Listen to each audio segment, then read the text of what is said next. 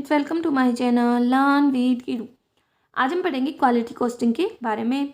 इससे में हम पढ़ेंगे क्वालिटी क्या होती है, फिर हम पढ़ेंगे कि किस प्रकार की होती है, मतलब कितने काइंड्स की होती है और उसकी क्या कैसे कॉस्ट कैसे हम मेज़र करते हैं, और हम पढ़ेंगे क्वालिटी कॉस्टिंग का मीनिंग, उसके टूल्स वगैरह के बारे में। तो अगर आप पहली बार मेरे चैनल पे आए तो इसे सब्सक्राइब करें, लाइक करें और अपने फ्रेंड में शेयर करें। तो क्वालिटी क्या होती है, आप कोई भी प्रोडक्ट खरीदते हो तो आप क्या देखते हो भाई, वो प्रोडक्ट है क्या वो आपके नीड्स के अकॉर्डिंग है, क्या वो आपको की जो नीड्स हैं उनको सेटिस्फाई कर रहा है, मतलब आप उसके फीचर्स को देखते हो। तो क्वालिटी वही होती है किसी भी प्रोडक्ट के, किसी भी सर्विस के फीचर्स होते हैं, उसके विशेषताएं होती हैं। ठीक है, तो इसके फैक्टर्स क्या होंगे, मतलब एक जो आप प्रोडक्ट खरीदते हो तो जो क्वालिटी देखते हो उसकी जो क्वालिटी के क्या क्या फैक्टर्स होंगे, मतलब क्या घटक होंगे। तो पहले आप देखोगे उसकी फॉर्म, मतलब उसका रूप कैसा है, वो दिखने में कैसा है, उसके डायमेंशंस कैसे हैं, उसका स्ट्रक्चर कैसा है, क्या वो कंसिस्टेंट है। मतलब देखो, आज आप एक प्रोडक्ट खरीद के लेके आए, आपको वो अच्छा लगा तो आप यही चाहोगे ना कि दोबारा जब आप उस प्रोडक्ट को खरीदो तो आपको वो सेम प्रकार के फीचर्स वगैरह प्रोवाइड करें, मतलब सेम प्रकार की सर्विस दे, वैसा ही टेस्ट वगैरह हो। हाँ, उससे अगर अच्छा मिलता है तो अलग बात होती है, लेकिन हम ये नहीं चाहेंगे ना कि वो जैसे आपने खरीदा उससे बैड सर्विस दे। तो कंसिस्टेंट हो, रिलायबल हो। ठीक है, मतलब उस ऐसा हो कि आप उसको खरीद के ला रहे, ऐसा नहीं हो वो दबी खराब हो जाए, या वो मतलब उस वो आपकी जो भी विश है, आपकी जो डिमांड है एक प्रोडक्ट से उसको पूरा ना कर पाए, बल्कि वो रीजनेबल वर्किंग लाइफ हो, वो उसको पूरा करे। उसके जो फीचर्स हैं वो कैसे हो कि भाई वो आप उसको अच्छे से यूज़ कर पाओ, वो आप अच्छे से काम करे। मतलब एक प्रोडक्ट के फीचर यही तो होते हैं कि वो अच्छा है, आपकी डिमांड वगैरह को फुलफिल कर रहा है, आपकी डिजायर के अकॉर्डिंग है। डिजाइन कैसा हो, जो कस्टमर की नीड को डिफाइन करे, उसकी नीड्स को सेटिस्फाई करे। तो ये इसके फैक्टर्स हो जाते हैं। कंसेप्ट क्या है क्वालिटी मैनेजमेंट, मतलब जो क्वालिटी कॉस्ट होती है। तो क्वालिटी कॉस्ट क्या होगी, अब आप एक बात पाओ, एक प्रोडक्ट को आप बना रहे हो तो उस प्रोडक्ट की क्वालिटी को मेंटेन करने के लिए, उसकी क्वालिटी को इंप्रूव करने के लिए जितना भी आप खर्चा करते हो, जितना भी आप इन्वेस्टमेंट करते हो, वो सारा क्या आ जाता है, क्वालिटी कॉस्ट के अंतर्गत आ जाता है। फिर बात आती है क्वालिटी कॉस्टिंग का मीनिंग। तो जो क्वालिटी कॉस्टिंग होती है उसमें कहता है कि वो सारी कॉस्ट आ जाती हैं जिनका मेन पर्पज क्या होता है कि ऐसी क्वालिटी का प्रोडक्ट बनाया जाए जिससे हमारा कस्टमर क्या हो, सेटिस्फाई हो, और जो प्रोडक्ट बनाया गया है ना उसके बेनिफिट्स ज़्यादा हो उसके जो खर्चा किया गया था क्वालिटी पर उससे। ठीक है, तो यही होता है क्वालिटी कॉस्टिंग के अंतर्गत। तो क्वालिटी कॉस्टिंग में सारी क्वालिटी की कॉस्ट आ जाती है ताकि हमारा कस्टमर सेटिस्फाइड रहे, हमारे प्रॉफिट इंक्रीज हो। ठीक है, तो अगर हमसे कोई मीनिंग पूछे तो यही हो सकता है कि जो क्वालिटी कॉस्टिंग होती है उसमें क्या जाते हैं, कस्टमर को सेटिस्फाई करने के लिए, उसकी रिक्वायरमेंट्स को पूरा करने के लिए, जो हम प्रोडक्ट की फीचर्स को मेंटेन करने के लिए जितना भी हम खर्चा करते हैं वो सारा हमारे क्वालिटी कॉस्टिंग के अंतर्गत आ जाता है। अब कॉस्ट ऑफ क्वालिटी को बांटा गया कि भाई जो हमारा प्रोडक्ट होता है उसकी जो क्वालिटी होती है उसकी कॉस्ट क्या होगी। तो कॉस्ट को इसने 3 पार्ट्स में बांट रखा है, कॉस्ट ऑफ कन्फॉर्मेंस, ठीक है, कॉस्ट ऑफ नॉन कन्फॉर्मेंस और कॉस्ट ऑफ लॉस्ट अपॉर्चुनिटीज। तो कन्फॉर्मेंस के अकॉर्डिंग इसने 2 पार्ट्स में बांटा है, प्रिवेंटेशन कॉस्ट और अप्रेजल। मतलब देखो भाई, अगर हम डेली एक्सरसाइज वगैरह करें, अच्छा हेल्थी खाना खाएं तो हम बीमार नहीं होंगे, मतलब प्रिवेंटेशन मेजर्स पहले से ही ले रहे हैं कि कोई बीमारी ना हो। तो यही बोल रखा है कि प्रिवेंशन मेजर्स में कौन सी आती है, कॉस्ट आती है जो है ना किसी चीज़ के हैपन होने से पहले जो हम काम कर रहे हैं, जो खर्चा कर रहे हैं, वो हमारे इसके अंतर्गत आ जाते हैं। जैसे एक प्रोडक्ट के केस में उसका डिजाइन, उसको इम्प्लीमेंट करना, मेंटेन करना, ये जितने भी खर्चे होते हैं ना वो सारे हमारे प्रिवेंशन कॉस्ट में आ जाते हैं। ठीक है, जैसे एग्जाम्पल के लिए हम बीमार पड़े, ठीक है, उस बीमार पड़ने से पहले अगर हम सही टाइम पर मेजर्स ले लें तो हम बीमार नहीं होंगे, क्योंकि अगर बीमार हो जाएंगे तो हमें ज़्यादा खर्चा लगाना पड़ेगा। ठीक है, तो यही बोल रहा है प्रिवेंशन कॉस्ट कम होती है क्यूरेटिव कॉस्ट से। अगर आप बीमार हो गए उसके बाद अगर आप डॉक्टर के जाते हो तो कितना ज़्यादा खर्चा लग जाता है, और अगर आप पहले ही थोड़ी बहुत आपको ये लगता है कि हाँ मैं बीमार हो सकता हूँ, अगर उसी टाइम पर आप प्रिकॉशंस ले लेते हो, ध्यान दे लेते हो, तो वो इतना खर्चा नहीं आता। तो यही बोल रहा है प्रिवेंशन कॉस्ट होता है कि फ्यूचर में कोई भी घटना होने से पहले आपने जो भी टाइम स्पेंड का खर्चा लगाया है ताकि आपका प्रोडक्ट अच्छा रहे, कोई गड़बड़ ना हो, वो आपकी प्रिवेंशन कॉस्ट में आ जाती है। फिर बात आती है अप्रेजल। अप्रेजल लगता है कि भैया आप प्रोडक्ट को चेक करते हो कि वो आपके क्वालिटी स्टैंडर्ड्स के अकॉर्डिंग है या नहीं। अगर आपको कहीं पे भी कोई भी गड़बड़ लगती है चेक करने के बाद तो आप उनको दूर करने के लिए जितने भी खर्चे करते हो वो सारे आपके किस में आ जाते हैं, अप्रेजल, मतलब चेक करने वाले में। जैसे like inspection cost, cost of conducting test, internal audit cost, survey cost, ये सारे आप कर रहे हो, चेक कर रहे हो अपने प्रोडक्ट को कि उसकी क्वालिटी में कोई गड़बड़ तो नहीं है। ठीक है, ये जो अप्रेजल कॉस्ट होती है ना ये हमारे बिजनेस और नॉन बिजनेस हर प्रकार की इंडस्ट्रीज वगैरह पे लागू होती है, चाहे वो प्रॉफिट हो, नॉन प्रॉफिट हो, चाहे बिजनेस से रिलेटेड हो, चाहे नॉन बिजनेस हो। नॉन कन्फॉर्मेंस में आते हैं इंटरनल फेलियर और एक्सटर्नल। इंटरनल फेलियर होती है कि भाई देखो, जो ऑर्गेनाइजेशन के अंदर हो रही है, अभी आपने अपने कस्टमर को प्रोडक्ट नहीं भेजा है, उससे पहले अगर आपको लगता है कि उसमें कोई भी गड़बड़ है, आप उसको ठीक करने के लिए जितने भी खर्चे कर रहे हो वो सारी हमारे इंटरनल कॉस्ट के अंतर्गत आ जाती है, लाइक स्क्रैप, स्पॉइलेज, डिफेक्ट वगैरह जो भी मिल रहे हैं वो, ठीक है। और कॉस्ट ऑफ एक्सटर्नल फेलियर में आ जाती है भैया, आपने प्रोडक्ट भेज दिया, कस्टमर तक वो पहुंच गया, उसके बाद कस्टमर के पास उसमें कोई गड़बड़ होती है, फिर आप उसको ठीक करने के लिए जो खर्चा करते हो लाइक आफ्टर सेल सर्विस, वो हमारे एक्सटर्नल फेलियर के अंतर्गत आ जाता है। तो इंटरनल तो हो गया डिलीवरी से पहले और एक्सटर्नल हो गया हमारा डिलीवरी के बाद। कॉस्ट ऑफ लॉस्ट अपॉर्चुनिटीज होती है, लगा लो आपके प्रोडक्ट में गड़बड़ थी, तो इसके कारण क्या हो गया भाई, अच्छी क्वालिटी का नहीं था, तो आपके कस्टमर जो पहले से थे मतलब उन्होंने भी आपका प्रोडक्ट खरीदना बंद कर दिया, और जो नए कस्टमर हो सकते थे फ्यूचर में वो भी अब नहीं खरीदेंगे, क्योंकि आपकी गुडविल गिर गई, आपके प्रोडक्ट में वो क्वालिटी नहीं है जो एक कस्टमर डिमांड कर रहा है। तो उसके कारण जो आपकी रिवेन्यू में कमी आती है ना, मतलब आपका जो प्रॉफिट है वो हमारा कॉस्ट ऑफ लॉस्ट अपॉर्चुनिटीज के अंतर्गत आ जाता है। अब बात आती है कि भाई जो ऊपर वाली हमारी ये कॉस्ट आई है, इनको हम करने के लिए क्या कर सकते हैं, तो हम ज़्यादा से ज़्यादा टेस्ट करें प्रोडक्ट के ऊपर, ध्यान दें उसके ऊपर, हाई क्वालिटी प्रोडक्ट बनाने के लिए।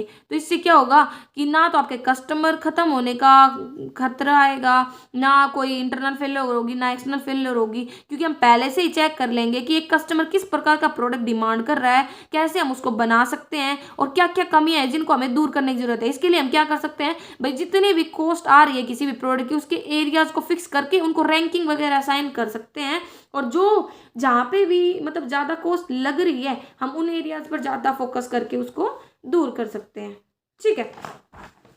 फिर बात आती है हमारे इसमें ऑप्टिमाइजेशन ऑफ क्वालिटी कॉस्ट। तो इसके लिए क्या होगा कि भैया हम एक, हमें पता है कि हमने अलग अलग टाइप्स पढ़े क्वालिटी कॉस्टिंग के, तो उन कॉस्ट के अंदर एक प्रॉपर बैलेंस एस्टेब्लिश करके हम क्या कर सकते हैं, ऑप्टिमाइज कर सकते हैं क्वालिटी कॉस्ट को। देखिए ये हमारी टोटल क्वालिटी कॉस्ट है, और हमने क्या किया, ये प्रिवेंशन कॉस्ट और ये हमारे फेलर को, फेलर मतलब कन्फॉर्मेंस और नॉन कन्फॉर्मेंस, तो वो उसके अंतर्गत हमने क्या किया है, एक बैलेंस एस्टेब्लिश किया है, ठीक है ना। ये मतलब हमारी ये कोस्ट ज़्यादा होनी चाहिए, ना हमारी दूसरी कोस्ट ज़्यादा होनी चाहिए, दोनों में एक बैलेंस होना चाहिए। फिर बात आती है कि भाई क्या क्यों ज़रूरत है एस्टेब्लिश करना एक ऑप्टिमम क्वालिटी कॉस्ट सिस्टम। तो ये इसलिए भी ज़रूरी है ताकि जो हमारी कॉस्ट आ रही है बाहर की वो कम हो, ठीक है, हम उसको समझ पाए, और जो फेलर हो रही है, कस्टमर की जो डिमांड कम हो रही है, कस्टमर जो हमसे दूर हो रहे हैं, मतलब जितनी भी कमियां हैं, जितनी भी प्रॉब्लम्स हम उनको दूर कर पाएँ, ठीक है। और जो भी प्रोडक्ट वगैरह वो अच्छे से हमारा बटा हुआ हो, हमें कॉस्ट का पता रहे, तो ये मतलब मेन पर्पस हो सकता है। तो यही है सोफिस्टिकेटेड अकाउंटिंग सिस्टम, मतलब हर प्रोडक्ट का हमें पता हो कितना खर्चा आ रहा है, किस कैटेगरी में आ रहा है, और एक्सटर्नल क्वालिटी कॉस्ट को भी हम देख पाएँ कि बाहर की कॉस्ट कितनी ज़्यादा राइज हो रही है, ठीक है। तो ये तभी हो सकता है जब हम एक प्रॉपर बैलेंस एस्टेब्लिश करके चले। और क्वालिटी कॉस्ट एनालिसिस के अंतर्गत कहता है कि भाई अगर हमें उस कॉस्ट को ही एनालाइज करना हो तो हम क्या करेंगे, तो हम उसको प्रोडक्ट वाइज या डिपार्टमेंट वाइज कर सकते हैं। इसके लिए इसने कुछ अलग अलग फॉर्मूलाज बताए हैं जिनका हम यूज कर सकते हैं, like as total quality cost upon में नेट सेल से देख सकते हैं भाई, फेलर कॉस्ट अपॉन में मैन्युफैक्चरिंग कॉस्ट, या इंटरनल फेलर कॉस्ट अपॉन में डायरेक्ट लेबर। और इनको जो ये हमारे रेशियोज आ रहे हैं एक्चुअल में, इनको हम कंपेयर कर सकते हैं जो हमने पैरामीटर्स वगैरह सेट किए थे उनके साथ, और या जो भी अदर फर्म्स है जो हमारे जैसा ही प्रोडक्ट बना रही है उनके साथ कंपेयर करके चेक कर सकते हैं कि हमारे और उनके प्रोडक्ट में क्या डिफरेंस है, हमारे में कितनी कमियां हैं।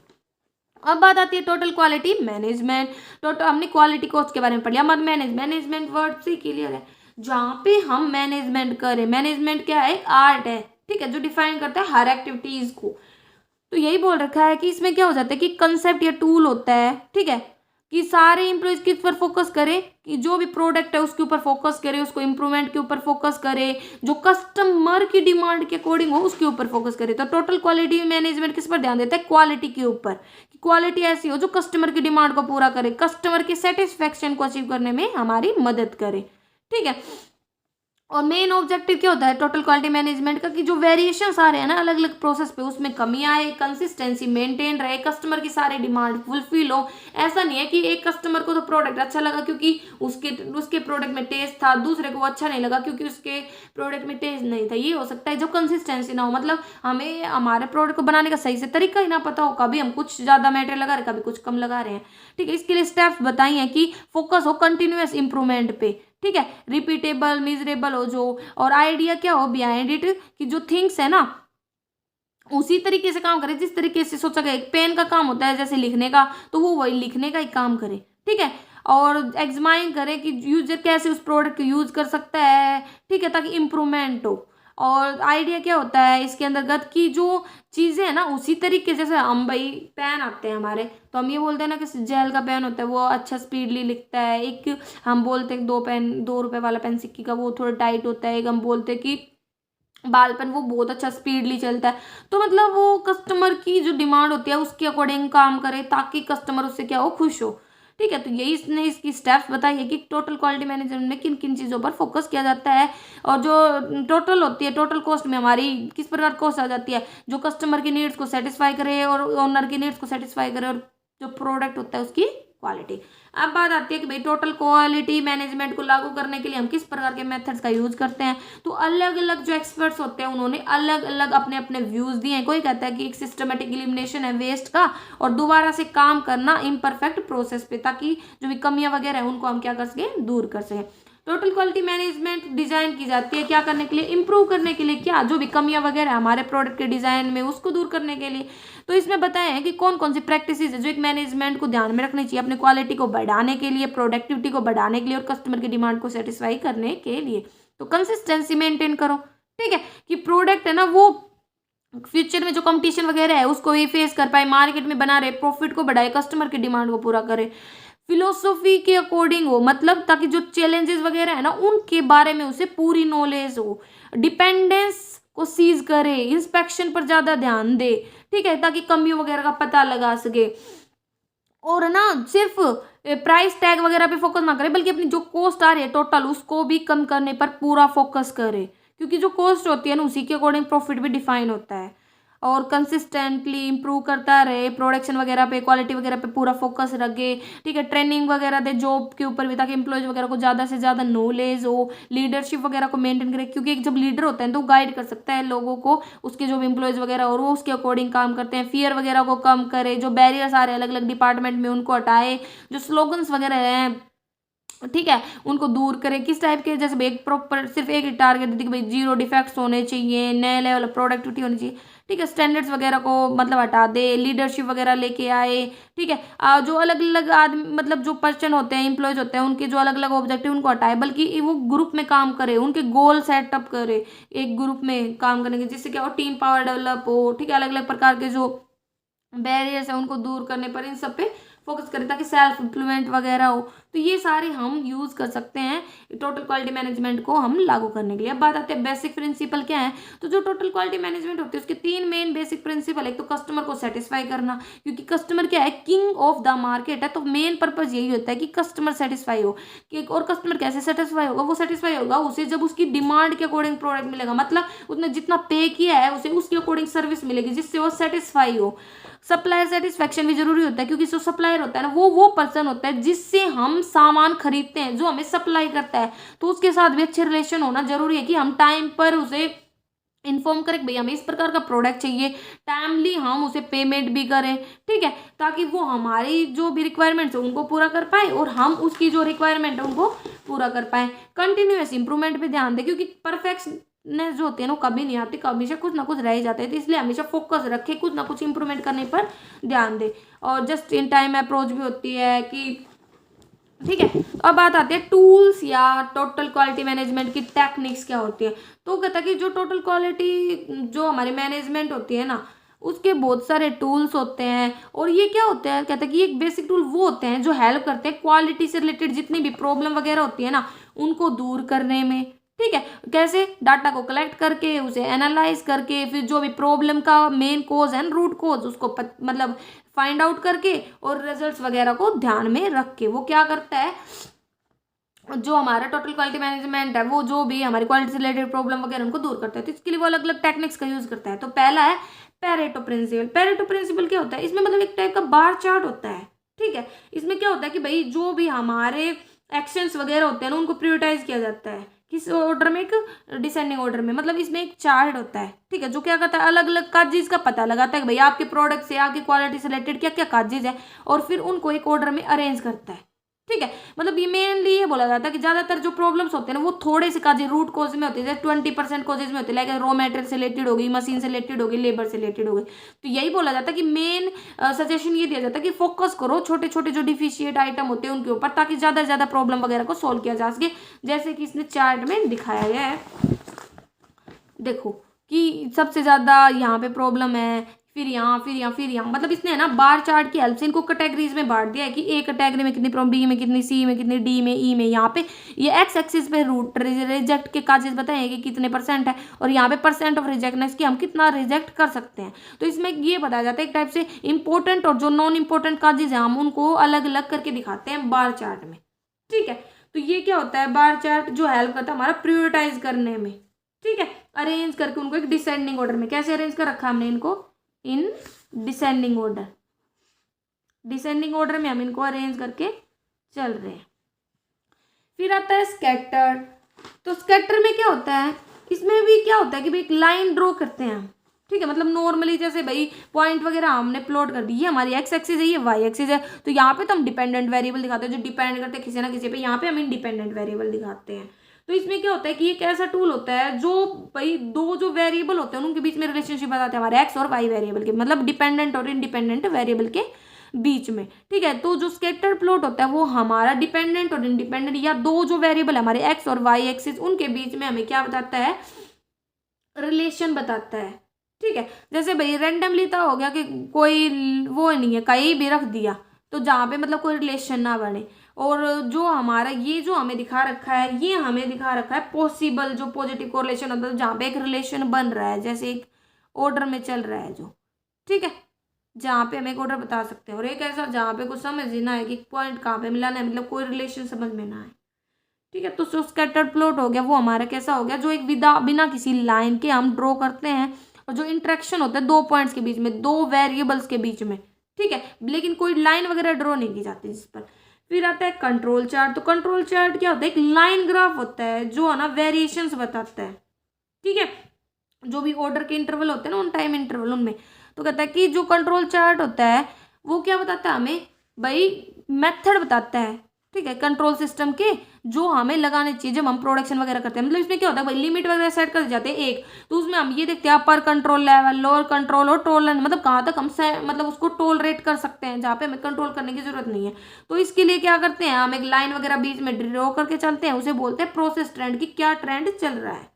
ठीक है, तो ये वेरिएशंस बताता है अलग अलग टाइम पे कि कब हमें कंट्रोल करने की जरूरत है, कब नहीं। जैसे यहाँ पे डायग्राम में भी दिखाया गया, ये हमारी अपर कंट्रोल लिमिट है, ये हमारी जो नीचे होती है ना वो लोअर कंट्रोल लिमिट है, और ये जो मिनिमम हम सेट करके चल रहे हैं वो है। ठीक है, तो इसके अकॉर्डिंग देखा जाता है कि क्या हो रहा है। तो ये हमारे लोअर, ये हमारी अपर लिमिट, इससे ज़्यादा नहीं होना चाहिए, इससे कम नहीं होना चाहिए, और ये हमारे मिनिमम जो हमने सेट करके चले हैं वो वाले। ठीक है, फिर बात आती है फ्लो चार्ट।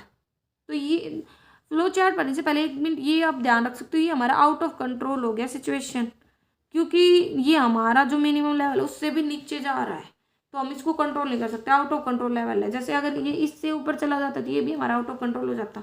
ठीक है, फ्लो चार्ट क्या होता है कि मतलब जो हमें एक तरीका बताता है किसी चीज़ को रिप्रेजेंट, मतलब एक टाइप से क्या होता है कि एक फ्लो चार्ट ऐसा होता है जिसमें डायग्राम सा होता है जो रिप्रेजेंट करता है किसी भी प्रोसेस को स्टेप बाय स्टेप, किसका यूज करके, अलग अलग शेप्स का, अलग अलग बॉक्सेस का, अलग अलग सर्कल वगैरह, देखो अलग अलग शेप वगैरह का यूज करके। ये कोई फिक्स नहीं है, ये बस इसने एग्जाम्पल की फॉर्म में बता रखा है। जैसे आपको किसी के टाइप्स बताने हैं तो हम कह सकते हैं यहाँ पे उसका नाम, फिर उसके टाइप्स को हम ऐसे ऐसे बता दें, फिर हम उसके सब टाइप्स को बता दें।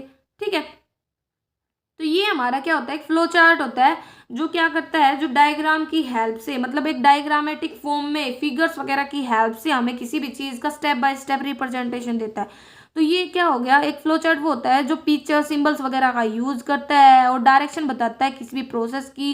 ठीक है, इसका मतलब कोई फिक्स प्रोसीजर नहीं होता, वो डिपेंड करता है कि आप किस चीज़ को डिफाइन करना चाहते हो। ठीक है, तो ये क्या करता है, रिप्रेजेंट करता है process step by step, step by step. फिर आता है हमारा causes and effect fish bone Ishikawa diagram. तो इसके अंतर्गत क्या होता है इसके अंतर्गत होता है कि मतलब हमें है ना जो भी काजेज है, मेन काजेज, फिर उसके सब काजेज, फिर उसके भी सब काजेज, उनके बीच में अलग अलग डिफाइन किया जाता है। ठीक है, मतलब एक टाइप से कहें तो ये हमें है ना मेजर जो बड़े काजेज है, मेजर काजेज, फिर उनको क्या कर देता है, ब्रेक करता है और हमें बताता है break them into sub causes, sub causes.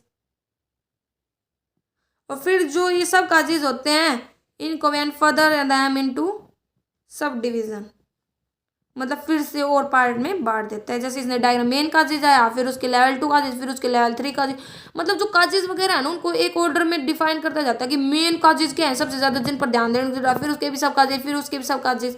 ठीक है, तो ये उसके अकॉर्डिंग बताता है। तो अलग अलग फैक्टर को एक सीक्वेंस में बताता है। हिस्टोग्राम और बार डायग्राम, ठीक है, तो ये फ्रीक्वेंसी को बताता है कि कैसे कोई चीज अकर हो रही है। ठीक है, मतलब जैसे जो बार डायग्राम की हाइट है उसके अकॉर्डिंग बताता है कि कौन सी चीज ज्यादा है, वेरिएशंस बताता है अलग अलग डाटा सेट्स में, और किसकी हेल्प से, बार डायग्राम की हेल्प से। ठीक है, क्योंकि इससे हमें ये पता चल जाएगा किस पर ज्यादा फोकस करने की जरूरत है, कौन सी चीज बार बार अकर हो रही है, कौन से पर ज्यादा ध्यान देने की जरूरत है। चेक शीट, चेक शीट में क्या होता है कि इसमें डाटा वगैरह को हम ना रिकॉर्ड करके चलते हैं ताकि हम जल्दी से ये देख पाए कि कहाँ पे ज्यादा गड़बड़ है, कहाँ पे हमें उस पर ध्यान देने की जरूरत है। इसमें क्वांटिटेटिव और क्वालिटेटिव दोनों प्रकार के डाटा को कलेक्ट किया जाता है ताकि हम इजिली उनको इंटरप्रेट कर पाए, समझ पाए। फिर आता है चेक लिस्ट। चेक लिस्ट में भी यही होता है कि इसमें अलग अलग प्रकार के आइटम्स होते हैं, उनके स्पेसिफिक इश्यूज होते हैं और सिचुएशंस होती हैं, इनकी लिस्ट वगैरह तैयार की जाती है और फिर हम उनकी स्टेप्स और एक्शंस वगैरह को चेक करते हैं और इम्प्लीमेंट वगैरह करके देखते हैं। फिर बात आते हैं बेनिफिट्स क्या है टोटल क्वालिटी मैनेजमेंट के। तो देखो बेनिफिट यही होंगे भाई, देखो अगर आपकी क्वालिटी अच्छी होगी, मैनेजमेंट अच्छे से करोगे तो प्रोडक्टिविटी बढ़ेगी, इंप्लॉयज वगैरह का मोराल बढ़ेगा, कॉस्ट वगैरह में कमी आएगी, कस्टमर भी आपकी तरफ कमिटमेंट रहेगा, मतलब वो आपके प्रोडक्ट वगैरह खरीदेगा, कहीं नहीं जाएगा, आपका प्रॉफिट बढ़ेगा, सेविंग वगैरह होगी, आपकी गुडविल बढ़ेगी, क्रिएटिविटी आएगी, मतलब ज़्यादा से ज़्यादा और प्रोडक्ट बनाओगे नए नए अच्छी अच्छी क्वालिटी की। ठीक है, सर्विस क्वालिटी बढ़ेगी, प्रॉब्लम भी सॉल्व होंगी और प्रॉफिट भी आपका बढ़ेगा। ठीक है, तो ये सारा हमारे इसके बेनिफिट, लेकिन इसकी कुछ डिसएडवांटेजेस, एक तो शॉर्ट रन के लिए तो बेनिफिशियल है नहीं, ऐसा नहीं है आज आपने अच्छी क्वालिटी का प्रोडक्ट बनाया, उस पर इतना खर्चा लगा और उसी टाइम पर आपको अच्छे प्रॉफिट मिलने लग जाए, ये लॉन्ग टर्म के लिए सुटेबल होता है। लेकिन इसको इंट्रोड्यूस करना डिफिकल्ट होता है क्योंकि इसके लिए हमें अलग से एक प्रॉपर प्लान बनाना, उसको इम्प्लीमेंट करना, उसके ऊपर भी पूरा ध्यान देना पड़ता है, तो इसीलिए इसका इम्प्लीमेंटेशन थोड़ा डिफिकल्ट हो जाता है। हाफ हार्टेड अप्रोच है, मतलब कि जो ये अप्रोच है ना, ये मतलब इसमें भाई स्ट्रक्चर वाइज चेंजेस करना बहुत ज़्यादा मुश्किल हो जाता है। ठीक है भाई, एक चीज़ पर ध्यान दे लिया उससे हमारा प्रॉफिट बढ़ गया, लेकिन है ना पूरे सिस्टम के लिए इतने सुटेबल नहीं हो पाती और मोटिवेशन पे भी नेगेटिव इफेक्ट डालता है क्योंकि गोल्स है ना उनको एलिमिनेट कर देते भाई। हर एम्प्लॉयज के जो गोल्स होते हैं भाई, हम ऐसे कहते हैं कि भाई तूने ये गोल पूरा किया तो हम तेरा मतलब क्या करेंगे, प्रमोशन करेंगे, तेरे को इतना बोनस मिलेगा, वो चीज़ें हट जाती हैं। ग्रुप में एक गोल होता है तो इससे थोड़ा उनके मोटिवेशन पे भी नेगेटिव इम्पैक्ट पड़ता है। डिलीगेशन होता है क्वालिटी डिटर्मिनेशन के लिए, एक टाइप से कहते हो ये हार्मफुल होता है क्वालिटी वगैरह को डिटरमाइन करते टाइम। और परफॉर्मेंस जो असेसमेंट मतलब परफॉर्मेंस को जब हम चेक करके चलते हैं ना, उसकी क्या होती है, एब्सेंस होती है। परफॉर्मेंस वगैरह पे तो फोकस होता है, ये मेन फोकस होता है क्वालिटी पर, ताकि भाई मतलब भाई हमारी क्वालिटी हो, कस्टमर सेटिस्फाई। इसमें ये नहीं देखा जाता भाई एक एम्प्लॉय की दूसरे से कितना अच्छा काम कर रहा है, रेटिंग वगैरह कोई रिलेशन नहीं होता, इससे ये भी एक प्रॉब्लम का कारण बनता है। एक टाइप से कहें तो भाई अच्छे एम्प्लॉयज़ का क्रेडिट भी हमारे बेकार एम्प्लॉयज़ को मिल सकता है। फिर आते क्वालिटी सर्कल। तो क्वालिटी सर्कल कुछ नहीं होता, एक ग्रुप होता है जो मतलब जिसमें बहुत सारे वर्कर्स होते हैं, उनको एक टीम लीडर लीड करता है जो उनको ट्रेन करता है ऑब्जेक्टिव वगैरह के बारे में। ठीक है, वर्क से रिलेटेड प्रॉब्लम वगैरह को सोल्व करने के बारे में बताता है। इससे क्या होता है कि भाई ये हमारे लिए फ्यूचर के लिए अच्छा काम करता है क्योंकि भाई जो एम्प्लॉयज है वो भी पार्टिसिपेट कर पाएंगे, जो भी मैनेजमेंट से रिलेटेड प्रॉब्लम वगैरह है वो दूर होंगी। तो इसने बता भी रखा है दो एजम्पशन, एक तो एम्प्लॉयज है ना अच्छे सजेशंस दे सकते हैं कैसे भाई हमें प्रोसेस वगैरह को इंप्रूवमेंट करना चाहिए, उनका मोटिवेशन वगैरह बढ़ता है। फीचर्स भी यही हैं कि वॉलंटियर्स है ना पिक किए जा सकते हैं स्टार्ट करने के लिए, रूल्स एंड प्रायोरिटाइज मतलब रूल्स वगैरह को सेट किया जा सकता है, प्रायोरिटीज वगैरह सेट की जा सकती हैं, ऑर्गेनाइज अप्रोचेज होते हैं ताकि प्रॉब्लम टाइम पर सोल्व हो। जो मेंबर्स होते हैं सर्कल के वो उनको ट्रेन करने की जरूरत होती है और जितने मेंबर्स होते हैं उनको एम्पावर करने की जरूरत होती है, मतलब पावर वगैरह देना, थोड़ा सपोर्ट वगैरह देना। ठीक है। फुल सपोर्ट भी होता है उनके पास सीनियर मैनेजमेंट। इससे बेनिफिट ये होगा, टीम में काम करेंगे भाई, अब मिलकर काम करेंगे तो टीम पावर तो आएगी ही। ठीक है। प्रोडक्शन भी बढ़ेगा आपका, अच्छा वर्क इन्वायरमेंट होगा क्योंकि वो मिलकर काम कर रहे हैं ऑर्गेनाइजेशन के अंतर्गत। पर्सनैलिटी वगैरह डेवलप होगी, उन्हें नई नई स्किल सीखने की मतलब टाइम मिलेगा, और पॉजिटिव एटीट्यूड डेवलप होगा कि मैं ये काम कर सकता हूँ। ठीक है। डिसएडवांटेजेस, एक तो ट्रेनिंग की कमी है भाई। ठीक है। क्योंकि भाई ग्रुप में काम करे, ठीक है, लेकिन उन्हें प्रॉपर ट्रेनिंग नहीं मिल पाती, तो इसके कारण भी बहुत सारी कमियां आ जाती है, और कोई फिक्स पर्पज होता ही नहीं है। गोल वाली तो मेन इशू है ही इसके अंतर्गत। ठीक है। और इतना ये वॉलंटरी नहीं है, वॉलंटरी मतलब अच्छी खुद की इच्छा से, क्योंकि इसमें ना पैसिव जो इम्प्लॉयज होते हैं उनको लिया मतलब जितने एक्टिव नहीं होते। और मैनेजमेंट का भी कोल्ड मतलब मैनेजमेंट इतना ज़्यादा ध्यान नहीं देती, उसके इंटरेस्ट में कमी रहती है, क्रिएशन ऑफ क्वालिटी सर्कल्स में कमी रहती है, वो इतना ज़्यादा फोकस नहीं करते एक टाइप से। कोल्ड का मतलब होता है शांत, मतलब जो इतना ध्यान ना दे। फिर रहता है कोई भी अथॉरिटी नहीं होती सर्कल्स के साथ, सर्कल्स मतलब ग्रुप के साथ। ठीक है। मतलब उन्हें कोई पावर ही नहीं दी जाती कि भैया हाँ आप भी डिसीजन ले सकते हो, उनका इतना सपोर्ट ही नहीं किया जाता, जिससे वही बात आ जाती, कमियां तो रह ही जाती हैं। तो ये हमारा इसमें चैप्टर था। अगर आपको कोई भी कंफ्यूजन है तो आप कमेंट करके पूछ सकते हैं। पहली बार मेरे चैनल पे आए तो इसे सब्सक्राइब करें, लाइक करें और शेयर करें। Thank you.